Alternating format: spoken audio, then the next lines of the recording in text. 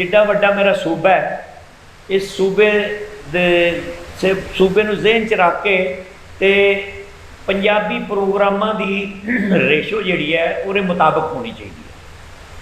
Radio वेख लो, television वेख लो, दोवां दे उत्ते पंजाबी दे जिन्ने घट प्रोग्राम होंदे ना मैं तुहानूं बयान नहीं कर सकदा। मैनूं 67 साल हो गए ने अज इहो काम करदे हैं और मैं कोशिश यही करना कि पंजाबी करा, क्योंकि मैनूं पंजाबी माँ ने सिखाई, मैं बोल के बड़ा राजी होना। उसकी वजह है कि बाकायदा तौर पर समझ आती है और एक तो मैं लियांदी नहीं। बाकी तो बेचारे सारे ज़रूरतमंद ज़बाना ने ना जी, उन्होंने कितों ना कितों कोई ना कोई चीज़ लई होनी है। मैनूं जिहड़ी पंजाबी आउंदी है वो मेरी अपनी है। इदारे का कोई ऐसा बाइख्तियार भाई नहीं आया, जिस तरह फ़खर ज़मान मेरे सदर, अल्लाह इन्होंने ज़िंदगी सेहत देवे, सलामत रखे, अपनी पनाह च रखे, मेरे वड्डे ने, इन्होंने जिन्नी मेहनत या जिन्ना इन्होंने कष्ट कटिया इस पंजाबी नूं अगाह ले जाण तकर। ये हुणे कह रहे सन कि जे नवाज़ ने कहता कि मैं, मेरा मतलब है पंजाबी नहीं हाँ, मैं पता नहीं कि कश्मीरी क्या कश्मीरी है, मैं कश्मीरी, कश्मीरी भी उन्होंने किसे क्या होना भी तू कश्मीरी है। हाँ वो मावा जी ना, मावा कह दी मेरा चन्न पुत्र हमें हालां वो पेचका सरगा होता है, तो वो सारी उम्र चन्न नहीं समझता अपने आप।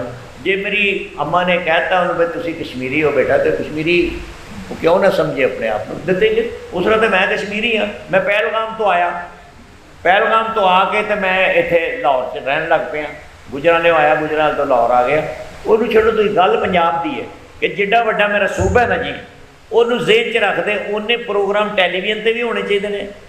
उस रेशो नाल उर्दू के सामने या दूजे प्रोग्रामों के सामने म्यूजिक वेख लो ना, ये बुल्ले शाह असीं सारे अज गल्लां करन डए आ।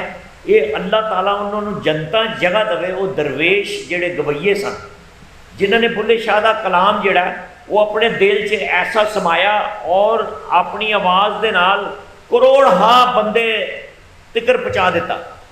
उस तरह बुल्ले शाह का जिहड़ा वो जितना भी उसका कलाम सी, मौलिया ने तो फतवा देता सी कि काफर है ना, तो ये साडे अपना कब्रस्तान च दबना तुसी ते ना असीं जनाजा पढ़ाना।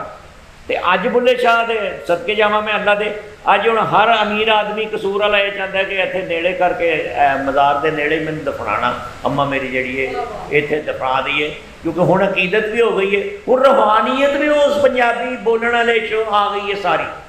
तो यह गवैया का मैं ताबेदार क्यों हाँ कि इन्होंने पंजाबी बहुत ज़्यादा ढेर सारी फैलाई है। तो अल्लाह करे कि टैलीविजन पर कोई ऐसा बाइख्तियार कोई बंदे का पुत्र पंजाबी आ जाए तो पंजाबी प्रोग्रामां की रेशो भी बढ़ जाए।